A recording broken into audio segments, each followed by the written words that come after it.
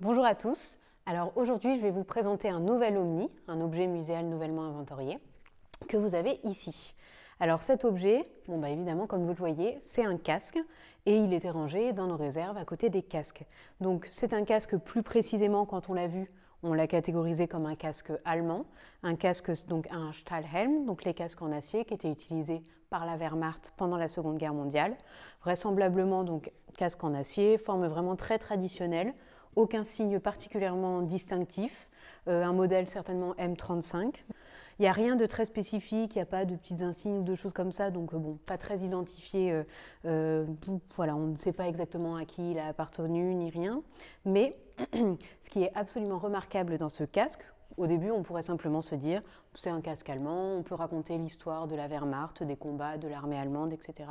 Oui, mais il suffit simplement de retourner ce casque pour se rendre compte que là, on a vraiment affaire à un objet spécifique et un véritable omni, parce qu'à l'avant de ce casque, nous avons cet élément-là.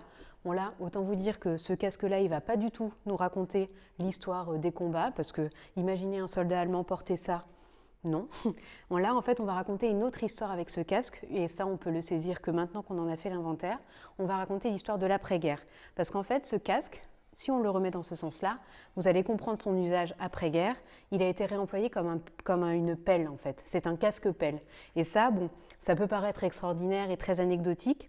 Finalement, non, c'est un réemploi qui est assez commun pour les casques, parce qu'à partir de 1946, dans le cadre de la reconstruction et d'un besoin criant de matières premières qui manquait, on a eu besoin de réutiliser notamment tout ce qu'on avait sous la main, et des casques allemands, on en avait à foison, pour faire des choses. Donc il y a eu tout un réemploi de ces casques, l'appel en est un, mais il y en a plein d'autres. On sait qu'il y a un industriel allemand qui, par exemple, a réutilisé tous ces casques pour faire des ustensiles de cuisine. Vous avez des casques passoires, des casques casseroles, des casques de toutes les fonctions possibles, des casques voilà, vraiment pour tous les usages du quotidien et de la construction. Et voilà, le casque-pelle en est un bel exemple. Donc suite à notre travail d'inventaire, en fait, ici, on se rend bien compte qu'un casque, ça peut nous raconter l'histoire des conflits, mais ça peut exactement nous raconter l'histoire du quotidien des gens avant, pendant et après la guerre.